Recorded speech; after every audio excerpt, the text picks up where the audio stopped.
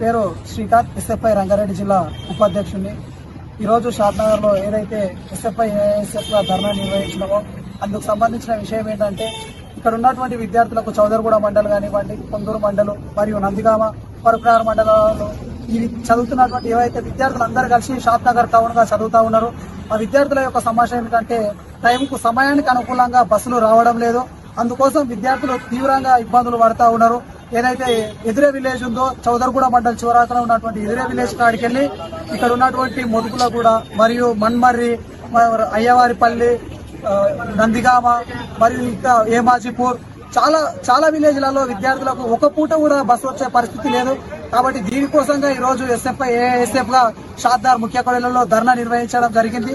అందుకు విద్యార్థులు గాని, అధికారులు గాని మరియు అక్కడ ఉన్నటువంటి డిపో మేనేజర్ గారు కానీ మేము 4-5 సార్లు వినతి పత్రాలు అందజేసినాం. అయినా అధికారుల నుంచి ఎటువంటి స్పందన లేదు. అందుకోసంగా ఈ రోజు ధర్నా నిర్వహించడం. అక్కడ అయినా ఇప్పటికి కూడా ప్రభుత్వం నుంచి, అధికారుల నుంచి ఎటువంటి స్పందన లేకపోవడం సిగ్గుచేటు. కాబట్టి ఇప్పటికైనా సరే రాష్ట్ర ప్రభుత్వం ఈ ఉచిత బస్సులు తీసుకొచ్చి విద్యార్థులకు తీవ్రంగా నష్టం చేస్తా ఉన్నది. మరియు అక్కడ ఉన్నటువంటి విద్యార్థులు తక్కువ బస్సులు ఉండి ఎక్కువ మొత్తం సంఖ్యలో ప్రజలు ఇబ్బందులు పడతా ఉన్నారు. కాబట్టి అధికారులు స్పందించి విద్యార్థులకు తగు న్యాయం చేయాలి. లేదంటే ఎస్ఎఫ్ఐ ఏఎస్ఎఫ్ గా విద్యార్థి ఉద్యమాన్ని ఇంకా పోరాటాలుగా దిశగా తీసుకువెళ్తాం. ఇక్కడ ఉన్నటువంటి విద్యార్థులు ఫస్ట్ పీరియడ్ అయిపోయిన తర్వాత కాలేజీలకు వెళ్తున్నటువంటి పరిస్థితి.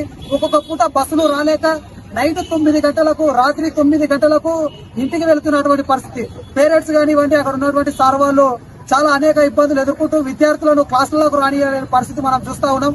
కాబట్టి దీన్ని వెంటనే రాష్ట్ర ప్రభుత్వం కానీ, ఇక్కడ ఉన్నటువంటి ఎమ్మెల్యే గారు మరియు డిపో మేనేజర్ గారు స్పందించి విద్యార్థులకు సమయానుకూలంగా బస్సులను నడపాలి. ఒకవేళ బస్సులు లేని పక్షంలో అదనపు బస్సులు విద్యార్థులకు మీరు కేటాయించాలి. ఏదైతే విద్యార్థులు ఉన్నారో వాళ్ళకు మార్నింగ్ పూట 7 to 9 వరకు, ఒకవేళ బస్సులు లేకపోతే 7 to 9 వరకు, మరియు ఈవినింగ్ వేళలో కాలేజ్ విడిచిన తర్వాత 4:30 to 6 o'clock వరకు అయినా సరే విద్యార్థులకు మీరు బస్సులు నడపాలి. లేదంటే విద్యార్థి ఉద్యమాన్ని ఇంకా ముందుకు తీసుకొని ఎస్ఎఫ్ఐగా పోరాటాన్ని ఉధృతం చేస్తామని చెప్పి మీ అందరికీ తెలియజేస్తూ ఈ అవకాశం ఇచ్చిన మీడియా మిత్రులకు ప్రత్యేకత. ఏఎస్ఎఫ్ రంగారెడ్డి జిల్లా సహాయ కార్యదర్శి. ఈ రోజు షాద్నగర్లో జరిగినటువంటి ప్రోగ్రాం ఏమైందంటే, ఈ రోజు గ్రామ స్థాయిలో ఎక్కడైతే విద్యార్థులు టౌన్ కు వస్తున్నారో, షాద్నగర్ టౌన్ కు వస్తున్నారో, చదువుకున్న మండలి కావచ్చు, కొత్తూరు మండలి కావచ్చు, నందిగాం మండలి కావచ్చు, తర్వాత కేశవపేట మండలి కావచ్చు, తర్వాత జిల్లేడు చౌదరగూడ మండలి కావచ్చు, విద్యార్థులకు రవాణా సదుపాయం కరెక్ట్ లేక, తర్వాత బస్సులు టైంకు వెళ్ళలేక ఈరోజు క్లాసులు మిస్ అవుతూ పొద్దున ఒక పీరియడ్, సాయంత్రం ఒక పీరియడ్ క్లాసులు మిస్ అవుతూ ఈరోజు చదువుకు దూరం అవుతున్న సందర్భంగా ఈరోజు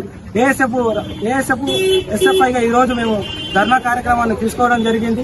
ఎందుకంటే గతంలో బస్సులు నడిచేవి, ప్రతి గ్రామానికి కూడా గతంలో బస్సులు నడిచేవి. ఈరోజు చూసుకుంటే ఫ్రీ బస్సులు అంటున్నారు. కొత్త ప్రభుత్వం కొత్త పథకాలు తీసుకొచ్చింది, ఫ్రీ బస్సులు అంటున్నారు. కానీ ఫ్రీ బస్సులలో ఇక్కడ కూడా నడవడం లేదు. ఒకటి హైదరాబాద్, ఒకటి మహబూబ్ నగర్, ఐదు అక్కడ తప్ప మెయిన్ బైపాస్ రూట్లలో తప్ప గ్రామ స్థాయిలో కూడా ఇక్కడ విద్యార్థులకు బస్సులు అందుబాటులో కానీ లేవు.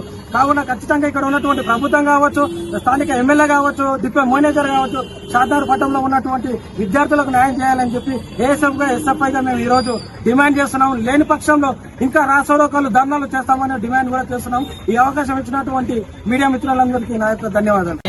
నేను షాద్నగర్ టౌన్ ప్రెసిడెంట్ మాట్లాడుతూ ఉన్నాను.